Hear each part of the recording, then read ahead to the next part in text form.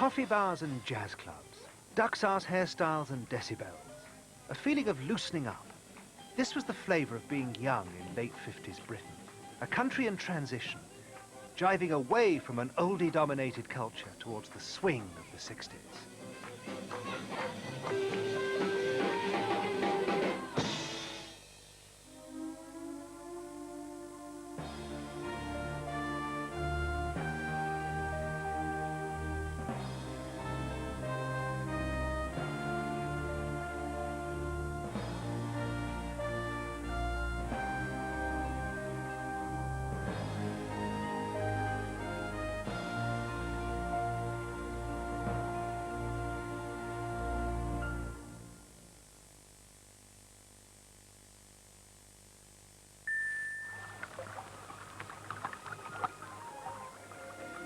It's tingling fresh.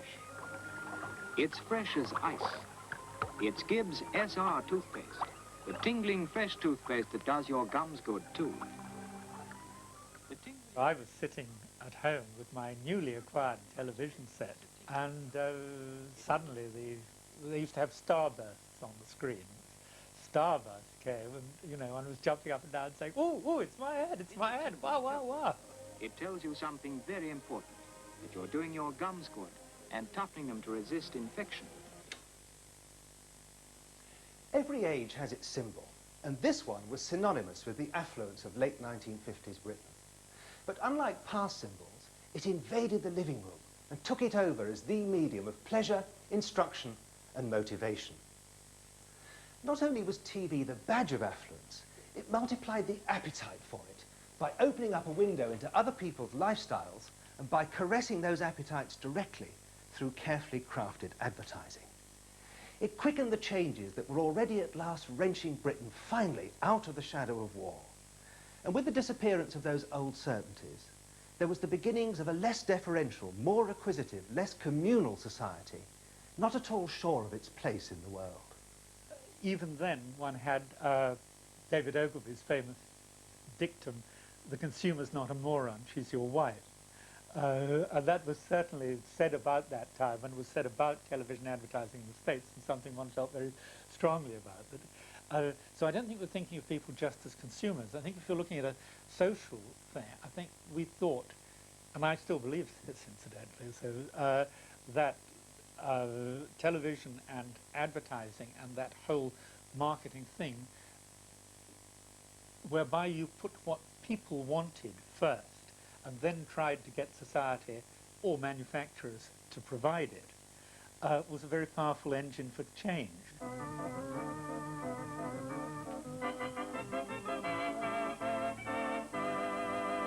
And now back to Huey Green and Double Your Money. Always on our show, we ask a married couple to come up on the stage. This is the time in our program when we invite the married couple to see if two heads are better than one.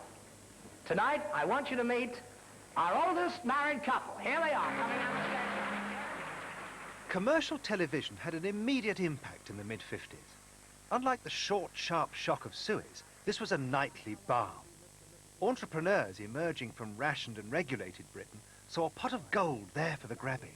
But culturally, wasn't there a downside? There's a lot in television from the start, commercial television, which was just going for the audience as fast as it could because that meant more advertising revenue, and that is an appalling thing to have done. It's a Conservative government that did it, of course. It's an appalling thing to have done to the best new instrument we had. You could have widened the BBC's mandate. You could have told the BBC to stop appointing so many Oxbridge people. You could have done things like that. But to bring in this kind of competition was fatal. The frivolity of independent television when it first went on the air was anathema to people like Richard Hoggett. But they are nannies, and Britain has a lot of nannies. Mary Whitehouse, downwards, sideways, university people, the church very often, constantly looking after our own, other people's welfare. My view has always been that people can look after their own welfare, and that a bit of fun doesn't go amiss.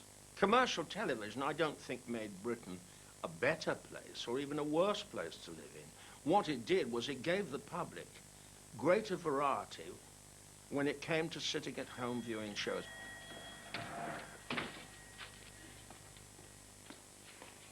I'm Mrs. Sharples. I'm very pleased to meet you. I'm a neighbour. Oh, You're a widow woman? well, yes. I thought so. I'm the caretaker at the Bad Tidings Hall. Oh, that's just across the street, isn't it? What's your place of worship? I don't really do much about it. Oh, I know. C of E. Oh, I wouldn't say I Oh, was it's like my anything, really. sister's husband. You know, he was made head of the plumbing where they live, and it give her ideas. She said we're civic dignitaries now. We must head for church. Within a week, they were received, christened, and confirmed. Within a fortnight, she was sitting up all night sewing surplices. I'll take a packet of baking powder. Coronation Street was started not by any policy or not by any commission, by pure luck. It was called Florizel Street for a short while. Finally rechristened Coronation Street, and I vividly remember the board meeting at which it was discussed whether we should put it on or not. Sales director was against it, as he said, for debase Granada's name in television, putting on stuff like this. It's not going to attract viewers. The sort of non-execs or administrative members of the board, there only were 6 or 7 of us, were against, but there were just a majority of 1. Coronation Street was given, I think it was 3 or 4 slots to see what happened. And it was magic.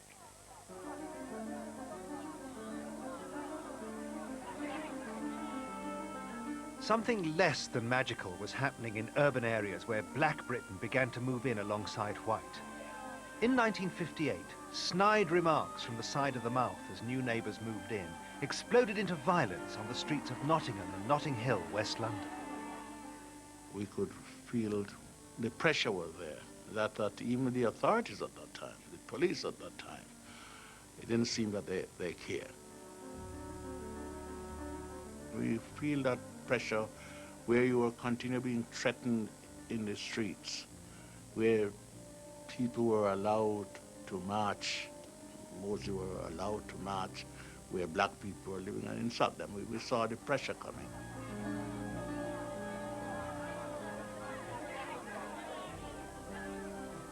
The riot developed.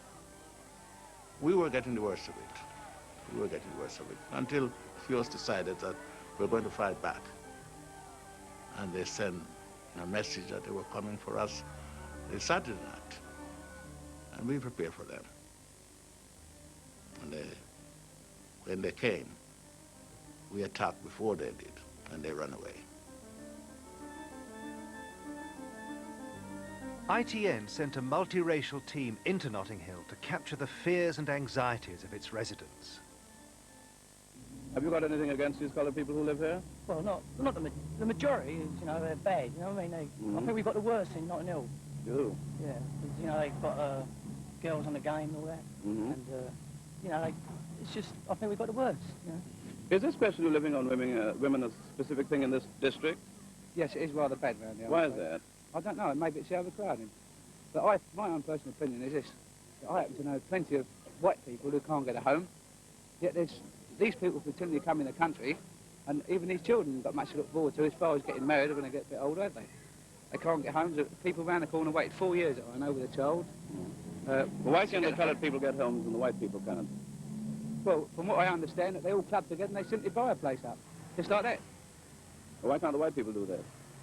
Because the money's not there. Did you ever feel you had to protect yourself with more than your fists? We had to protect our home, and I think in protecting your home, you protect your home with anything. What did you have ready? Can you tell me? No. But we did protect ourselves. I mean, we see ourselves like Britain at war against Germany, protecting ourselves with anything. Can you recall your feelings when you heard news of the riots, when you read about the riots? Well, I think I was unsurprised, but I wouldn't put it higher than that or go into greater detail than that. I think were surprised to me, probably at the time, the violence and the virulence of it, and certainly very saddening to me, because the high-minded principles I'd had were obviously going to be buffeted in many, many ways from that time on. And here was a new strand in British politics that hadn't been prepared for by Beveridge. There isn't a not one of the 5 giants is racial prejudice. In early September 1958, the Cabinet is confronted by a problem which it simply wished would go away. The riots in Notting Hill and Nottingham had shattered the illusion that the Queen's subjects, whatever their countries of origin, could all of them live in harmony in the United Kingdom. The Home Secretary says the disputes arise out of employment, housing and in some cases women.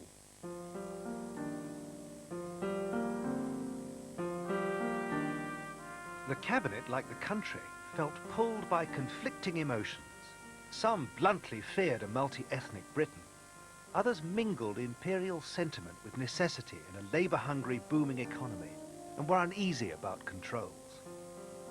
It gives me a certain amount of wry amusement that the person who imported the Asian nurses was the Minister of Health at that time, who was Mr. Enoch Powell. And he was the one who was the architect of that. He changed his mind afterwards, I remember, rather spectacularly. But at that time, they were coming in, and they were supplying a need for skilled labour in each case, which we couldn't supply from our local labour force. The recruitment was in the hands of the hospital authorities. But this was something which happened of its own accord, given that there was no bar upon entry and employment in the United Kingdom to those from the West Indies or elsewhere. Were you concerned about it? Did you try and dissuade the hospital authorities from pursuing this policy? I had no power to dissuade them. Did you wish you had?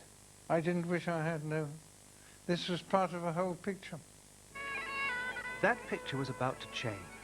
Demonstrators hit the street to protest at what they saw as racist legislation in the making. Home Secretary Rab Butler was reacting to increasing immigration and to the argument that under existing law, over 750 million people could claim residence in Britain. The fundamental belief about the Empire and Commonwealth and immigration was Civis Romanus sum. I was a citizen of the Roman Empire. Civis Britannicus sum. I was a citizen of the British Empire. And that was very deeply embedded in people. Now, the proof of that is that when Rab did bring in his act in 1961, the opposition in the parliamentary party was enormous, enormous. And people throughout the country who were conservatives said, this isn't right. These people mustn't be denied the right to come here. Civis Britannicus sum. I was terribly upset when I was now being labeled an immigrant. I mean, when I came here, I was a British boy, and everybody saw me as a British boy. The people in the street saw me as a British boy. I was introduced as a British boy.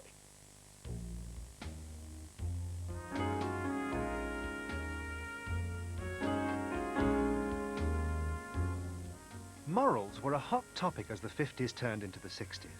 The reality of prostitution was accepted, but its traders were eased off the pavements by a new Street Offences Act.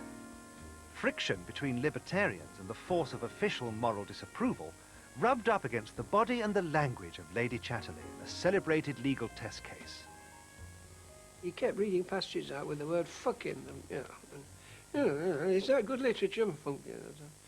And I said the question's beside the point. It's relevant to that part of the text. And anyway, the word fuck is common enough. I just walked from the Tube to the Old Bailey. I've heard some workmen talking. They couldn't complete a sentence without saying fuck. And part of Lawrence's point was to revive the word for proper use. What I do know, apart from much that was fascinating and funny, was that in my world, as I stood there for all that time, facing this terribly upper crust, terribly narrowly prescribed culturally, Crown prosecutor, it became to me unconsciously a conflict between two kinds of England, two definitions of England. He was all the old establishment kind, keep the workers down, don't let them read dirty books, etc., etc. He even sneered at the university I taught at because it was provincial. And he put my back up. I kept cool about it, thank goodness, but he put my back up because I realized that everything I'd been working for 15 years since leaving the army was being brought into question by this muffled, encased, encapsulated, congealed intellectual idiot, really. And so we fought. I mean, we just fought straight out. And I think we won. For some, permissiveness began with the unleashing of Lady C's F-word. Cinema, too, was showing signs of change, though its regulators were at first nervous about replacing kitsch with kitchen sink. Real life could be depicted, but there were still limits to its rawness. We were all new people, all coming together to make this movie, which was very, very difficult to get money for. Harry Saltzman, his first big movie, he had the hell of a time to get money because people said, who wants to see a film about this kind of person? You know, it's, they want musicals or adventure. They don't want to see this grim, terrible stuff. It's not a bad-looking girl, was she? Sharp and all. Aye. Still going round with this married piece, ain't you? Do a good job when you're married. And poor husband will be able to get a bit of rest then. Serves him right for being so slow. Should make her like being in bed with him. Then she won't come out with a bloke like me. You'll get your face bashed in one of these days. Don't worry. I can look after myself. Just you be careful then and use a bit more sense. I'll watch it. What they couldn't do in Saturday night and Sunday morning was have a woman try to get an abortion and succeed. She could make the attempt, but she could not succeed, nor could she be made to say that she had succeeded, even if you didn't show her succeeding. I don't know. Work tomorrow.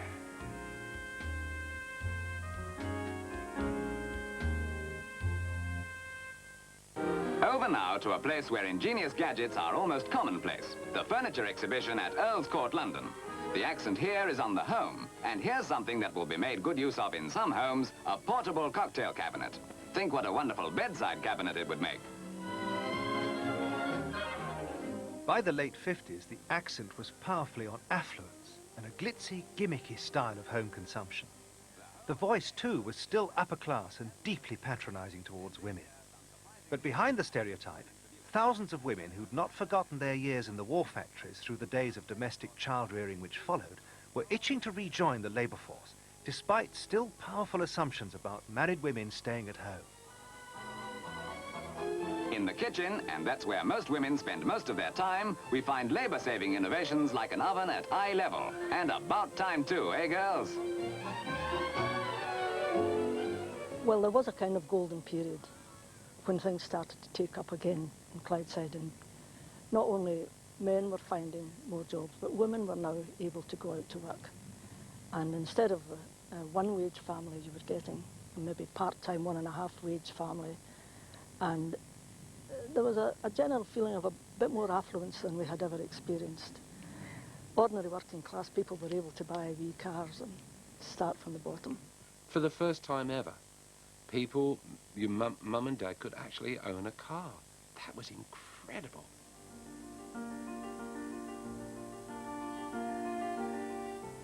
We would drive down to Ramsgate, where in the old days that would take, you know, hulk all these suitcases down to the railroad station and your buckets and your spades, and down you go.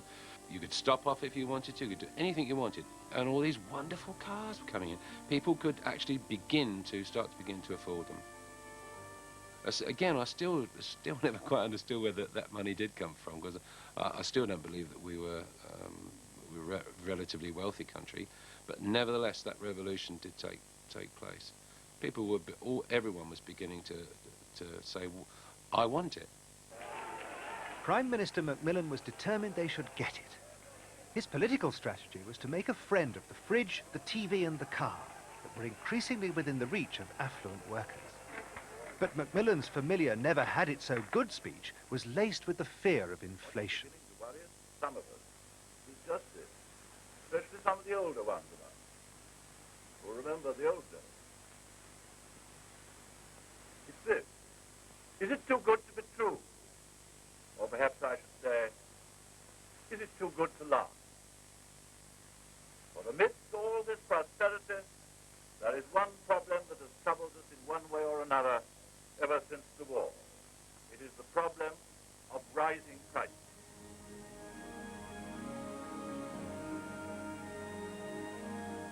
Despite the growing affluence of the late 1950s, Macmillan's private fears about the long-term vitality of the British economy were shared by some who had brought a different cast of mind to the problem of relative decline. There had been doubters inside his own government, in his Treasury team in particular. In late 1957, they met here in the Chancellor's room where I am now. For Peter Thornycroft, Nigel Birch and Enoch Powell were making disturbing connections between the level of government spending and the rate of inflation, the kind of monetary analysis that was to sweep all before it a generation later. But at this stage, they faced fierce resistance from their Conservative colleagues, who could not contemplate any slashing of the welfare state or a return to pre-war unemployment. Dear Harold, he was a great spender. He'd been brought up in areas of great unemployment, and he thought writing cheques was the best way of dealing with it. Well, this wasn't my view, nor the view of my junior ministers.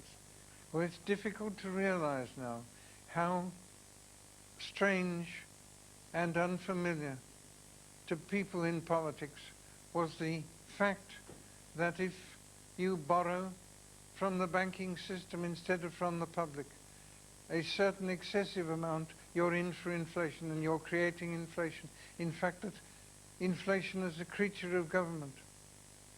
It was that principle which the Treasury ministers discovered in 1957. The argument turned on what kind of budget would be prepared for 1958. Peter Thornycroft wanted public spending to be held at 1957 levels, but this would have eaten into funds earmarked for the still cherished welfare state. Family allowances, of course, were an essential part of the whole Beveridge concept. The Conservative Party has always prided itself on its concern with the family. And therefore it seemed to me that to knock, as was proposed, 50 million off that would be very damaging indeed to our system of social security. It was certainly not a position that I was prepared to accept. I came across the other day, I written out my resignation letter, which I had written out in case the Cabinet accepted it. But the whole thing was quite ridiculous, because it was 50 million, which was extremely important, 50 million pounds, extremely important from the point of view of family allowances, but in the totality of the national finances was really quite marginal. Well, I went back and reported to the Treasury, and I told them that in my judgment we were unable to obtain the policies that we desired. I told my colleagues that I had thought the thing over that evening, and that I proposed to lay down my responsibilities as Chancellor. I went out of my way to say to them that they were under no obligation to follow me. And what we have to decide, said he, is whether it's good enough. And I said, shall we follow the procedure in the House of Lords where the junior baron speaks first? And he said yes. And I put my hand on my left breast and said, it won't do. And Nigel Birch said, I don't think it will do either. And Peter Thornycroft said, no, it won't do.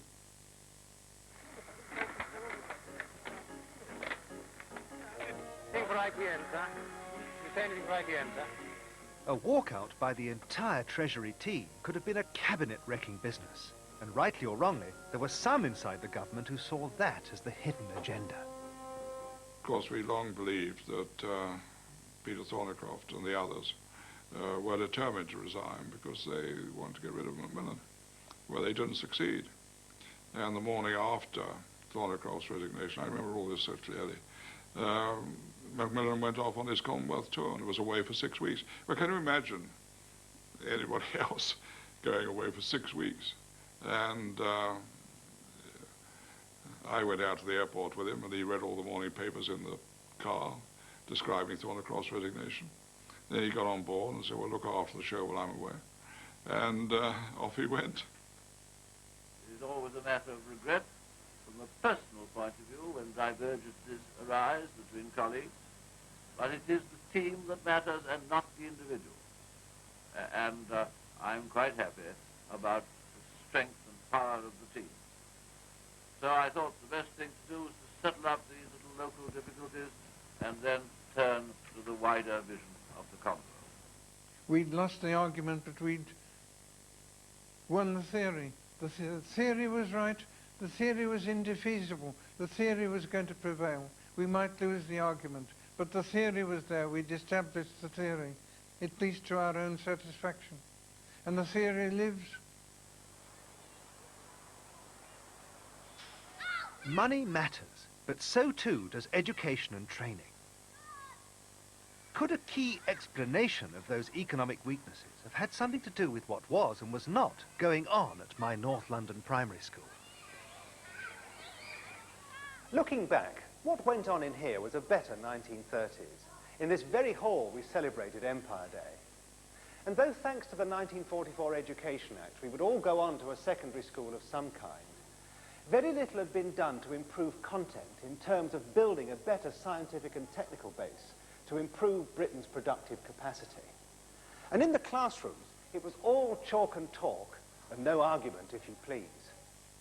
I think too little emphasis placed on what was meant by technical education, too little emphasis and too little realization about what other countries like Germany and France and the Scandinavian countries were already doing to raise the overall standards of the educational system.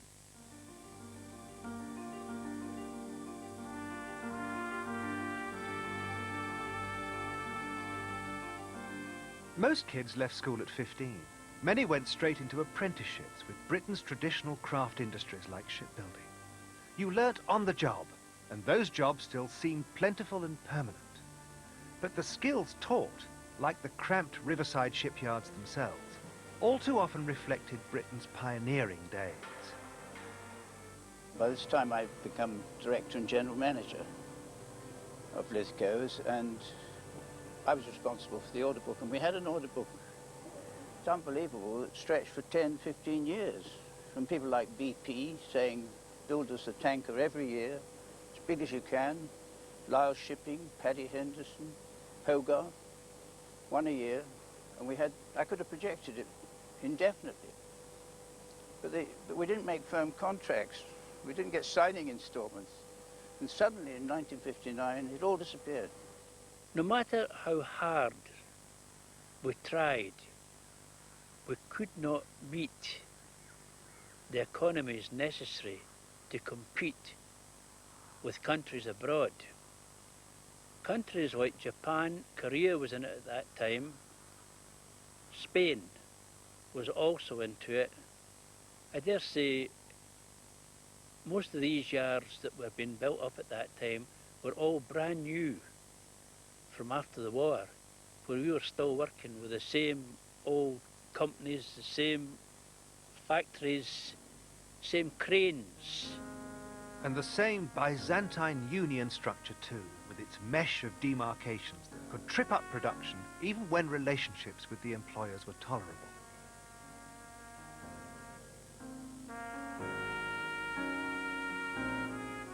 There was a lot of strikes in this river here. In addition to the national strikes that were put through probably almost annually for to raise the standard of the wages and try and keep them abreast of inflation. That perhaps didn't develop into a strike, but maybe threatened a strike. But you also had domestic strikes, demarcation problems, maybe a local wage claim, a domestic wage claim. One yard found out that other tradesmen in another yard were getting a bit higher wages. They would try and sort of leapfrog theirs onto it. They would try.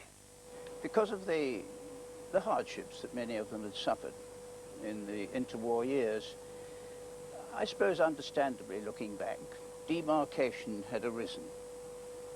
And you never met all these unions together. You had to meet separately. The Boilermakers, I always remember, had a motto we used to laugh about. That was called, "What we have, we hold." Even if labour relations had been different, technological backwardness would still have hobbled the economy, the old had a romance about it, especially where steam met metal, that the new simply couldn't match.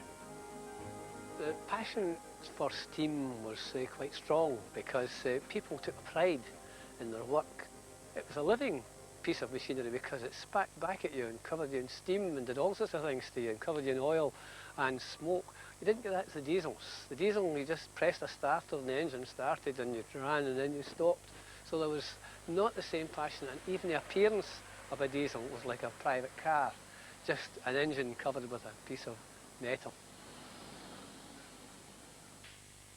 Britain's greatness had been built on steam and empire. Our mines were still coal-fired when the rest of the world, including old imperial mines, had moved on. The local behind me, we built this 1956-57, and that was for South Africa. And that was the second last order we had for steam. The last order we did build was for Nyasaland about 58-59, and that was the last of our steam orders. We couldn't deliver to the continent because Germany was building. They were building locomotives for the continent, so our market had just more or less died. I remember going out as a young chairman to check our markets in India, which seemed to be declining in the late 50s, 57, 58. And I asked the Indians whether our machinery was still going good. And they said, oh, yes, your machine has a great reputation. He said, when we unpack it, we know it will last 100 years, he said. But compared to some of the German machinery that's coming in now, it looks as if it has lasted 100 years when we unpack it. Despite Macmillan's buoyancy in public about the prospects of unlimited affluence, we now know he harboured secret doubts about the weakness of the British economy. And at the very moment he called the 1959 election, he summoned to Chequers the chairman of the Joint Intelligence Committee and asked him to produce a no-hold-barred study of where Britain might be by the year 1970. The conclusions were terribly gloomy. Even if the British economy grew at nearly 3% a year throughout the 1960s, by 1970, Britain would be overshadowed not just by the United States, but by the European Economic Community as well. Could we even afford to build nuclear power stations, the supersonic airliner Concorde, or to replace the old Cunadas with the new QE2?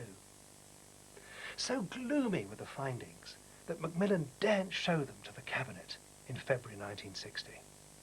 I remember very well, you mentioned a JIC paper being produced in the early 60s, which forecast where Britain would be economically in relation to other parts of the world in a decade's time. And it was very hair-raising.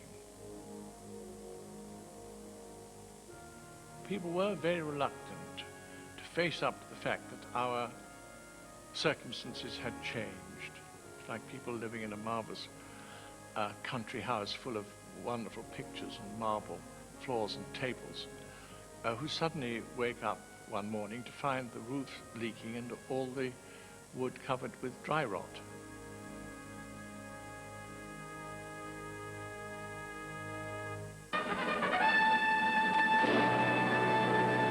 Cassidy Airfield on Christmas Island in the far Pacific. Along this strip of coral, hundreds of miles from anywhere, is drawn up an RAF task force of Valiant, Shackletons and Canberras, waiting to make history. Suez had shifted but not slackened government desires that Britain should remain a great power. Keeping us one depended ever more upon the bomb. In 1957, ministers were told what it took to become a proper nuclear power. Not just atomic weapons, but hydrogen bombs and the means to deliver them. The first fully fledged British Prime Minister with his hands on the deterrent was probably Harold Macmillan. Every Prime Minister since Macmillan has been briefed on how to launch a nuclear strike and on what it would mean if the bombers rolled out for real. They knew too that number 10 could be the first target for the Russians. One of the nagging questions for anybody who lived in Britain in the 1950s in the shadow of the bomb is what would happen if the Russians struck first and killed the Prime Minister and the Cabinet? Well, here, in a single paragraph, is the answer. The head of Bomber Command, if he had to, would launch the strike himself. And here, is the desperate doomsday scenario on almost a schoolboy's chart of just how close, how fine-tuned it would be. The V-bombers would have exactly 3.5 minutes from getting the order to scramble before the first Russian missiles struck their airfields. Desperate stuff. Scramble, scramble, scramble.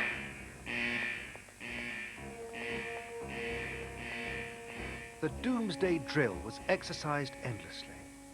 The bolt from the blue plan, the headless chickens contingency, has been one of the best-kept secrets since Britain acquired its nuclear weapons. I think there is almost certainly the case that if the country was attacked and if you couldn't get any political clearance and it was clear beyond peradventure, then I think the Commander-in-Chief, Bomber Commander, and later, the submarine captain would have said it was his decision whether to do it or not do it. Those in the know were kept to a tiny circle. Frank Cooper, a highly nuclear civil servant, was in it. The decision to launch that strike going to a man in uniform seemed to me a very unlikely thing ever to have happened. But, I mean, supposing everybody was dead, all the politicians were dead, the country had got to have some kind of leader. Where else are you going to get the leader from? I mean, you probably almost certainly have had to have had a military government anyway. The countdown leading to a blinding burst followed by the spiralling, radiation-sodden mushroom cloud hung over life in the late 50s like a potential shroud.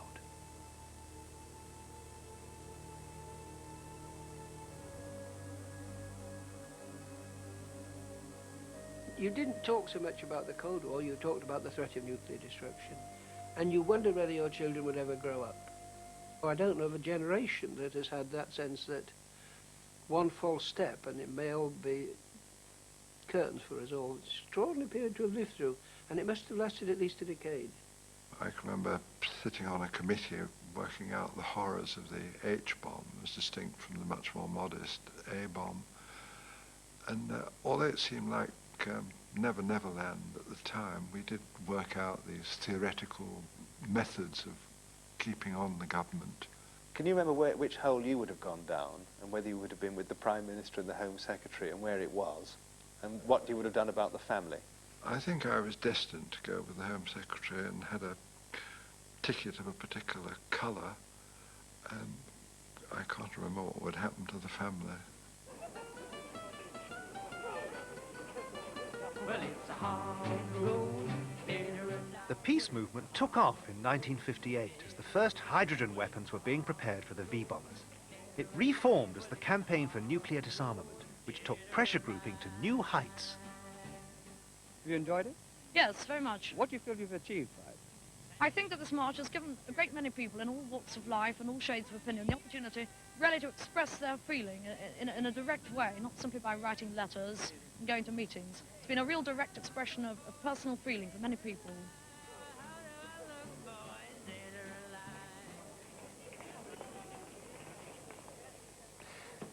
Tell me, Pat, about the origins of the logo, because it's become part of the iconography of the post-war period. It's a symbol that everybody knows about. Now, how did it come about and what does it mean? Well, we obviously wanted some sort of logo for the first Aldermaston March, and a tapestry artist, Gerald Holton, living in Twickenham, came up with one or two ideas, including a cross, because we were having a march at Easter. We said, no, it's not a religious march, and we're not all of us religious anyway.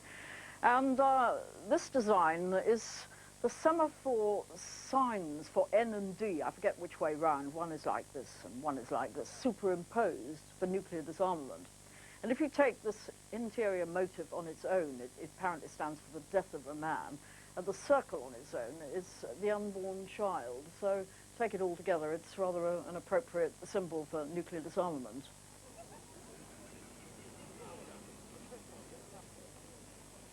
In 1958, not long after the first Aldermaston March, a lot of publicity began to develop around the potential construction of the Thor intermediate range ballistic missile sites, rocket bases as we called them in those days, in the eastern part of Britain.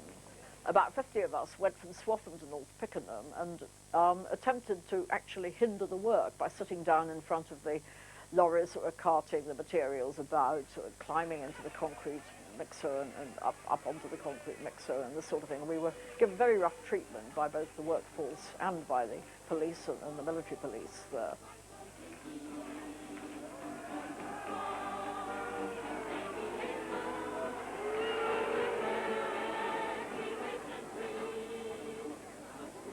C&D marches from the Weapons Research Station at Aldermaston to Trafalgar Square became a regular Easter parade.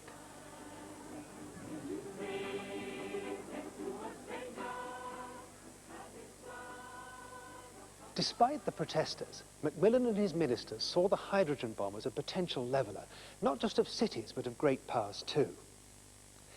If she possessed it, perhaps Britain could keep her place at the top table alongside America and Russia, even without armed forces or an economy to match theirs. But despite the H-bomb, the cabinet worried about the other sinews of great powerdom. Certainly the Empire wasn't going to keep us in the Premier League. It might not survive much longer thanks to growing nationalism. So the priority was to dispose of the colonies with as little hemorrhage of blood and treasure as possible.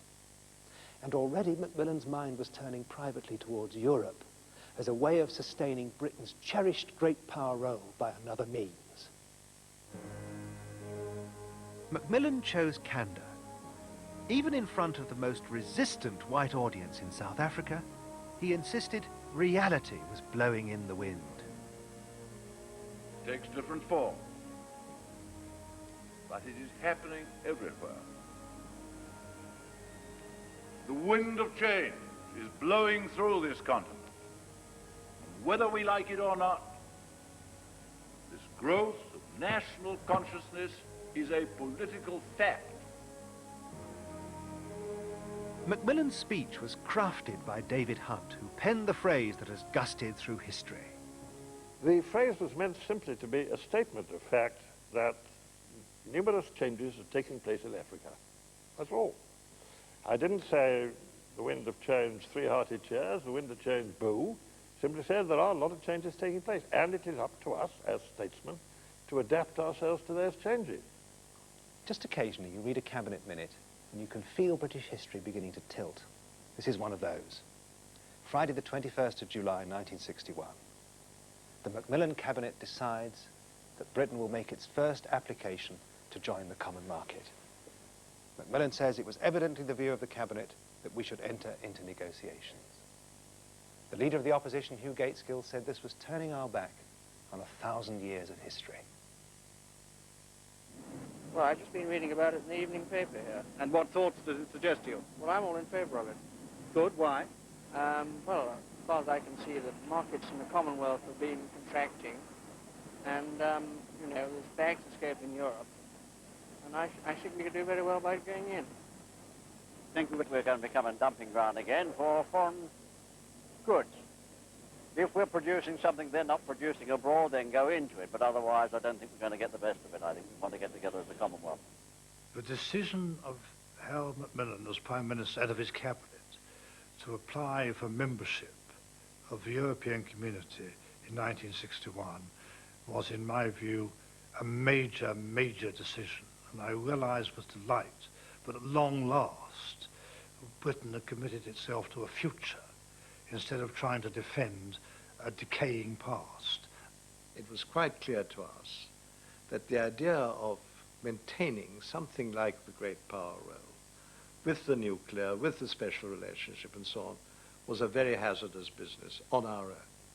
And that if Europe really developed, we had a much better chance to influence it and to play a more important role in world affairs, economic as well as political, via the European community. Now, that was really what persuaded ministers in the end to go that way. We couldn't look with certainty to a Commonwealth which would actually give us shove. We couldn't look with certainty to a totally dependable United States which would give us shove.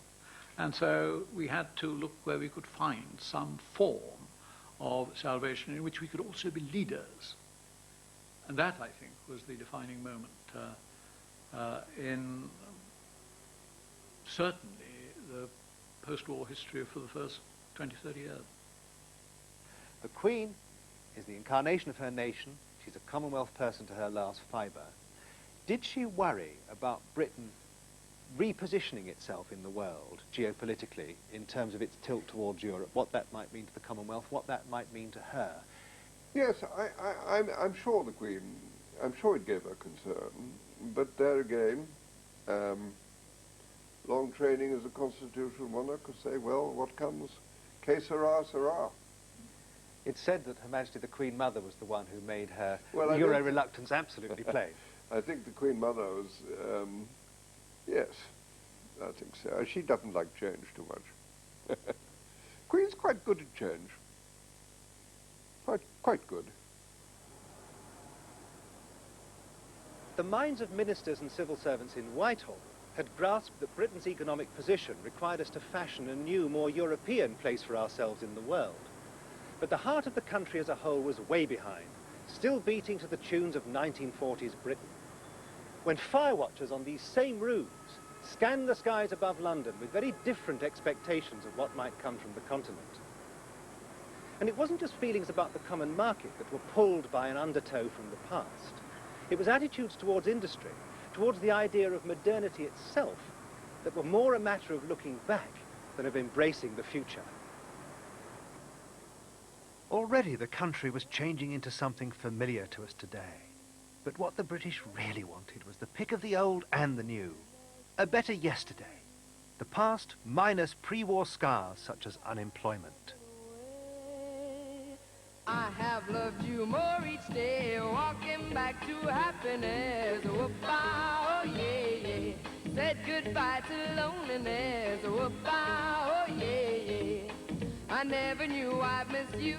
Now I know what I must do. Walking back to happiness I shared with you. I'm making up for things I said. Whoop-ah, oh yeah, yeah. And mistakes to which they led. Oh, yeah, yeah.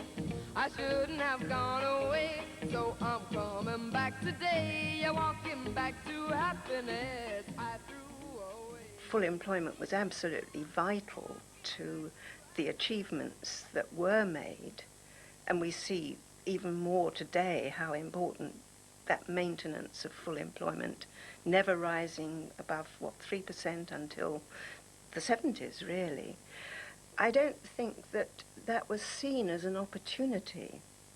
It was an objective in itself to get those unemployment figures kept at a low level by both Conservatives for a very long time as well as Labour. But what you did in order to transform the economy to make sure that this would continue when competition would increase. Of course, at that time, you couldn't foresee the things like oil shocks and so on.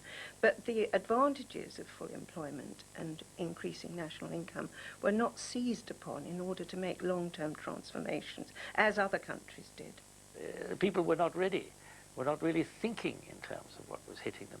People, in a way, reluctant to see the pace of change. We were almost pickled in this consensus that suggested that what you had to do was not change but somehow just make it all work better. In fact, what was being asked of us historically was to open up as an island, to take on all the new technologies and all the new competitive forces that were at play, and take them on from the three corners of the world. And we were simply not thinking like that. We were incestuously involved in our party politics, in our balance of payments. We weren't ready to look out off the front wheel and see, what the rest of the traffic was doing. We were just limited by our great victory. If you'd walked down this street in Walthamstow in 1961, you'd have been breathing a Britain still living in the shadow of war. Our thoughts and conversations were shaped by that great formative experience. Even if you were only 14, as I was, you'd grown up on a diet of war films. No wonder we felt cosy inside that consensus. But, however reluctantly, the British knew they had to change, and already there were signs of it in everyday life. The birth pill became available in 1961, and pop music was about to be transformed by the Beatles. In Whitehall, a young woman called Margaret Thatcher took up her first government job in the Ministry of Pensions. Yet no one foresaw the pace and direction of what was about to become of us in the 60s and after.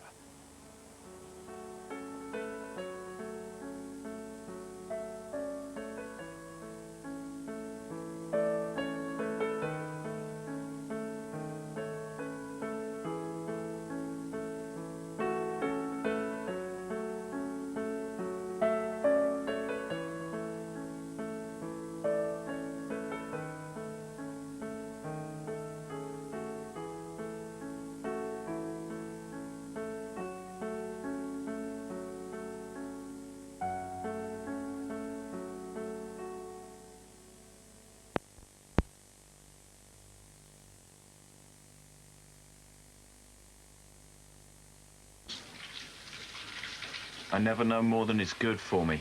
I suggest you do the same. You sound like Deacon.